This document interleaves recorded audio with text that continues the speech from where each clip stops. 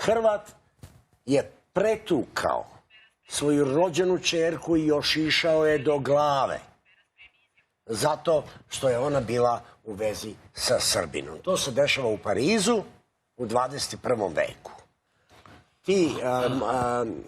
On i njegova supruga su proterani iz Francuske. Devojka je ostala u porodici, ali još uvijek je maloletna, ima 17 godina, za koji mjesec će napuniti 18. I očekuju da se venčaju odmah nakon toga. To je jedna normalna mladalačka veza koja sigurno ne zaslužuje da neko bude pretučen i da bude šišan na glave. To je jedno divljaštvo, jedan primitivizam koji je toliko prisutan među Hrvatima, ta antisrpska mržnja. I ovo je jedan primer te antisrpske mržnje koja je stvarno bolesna.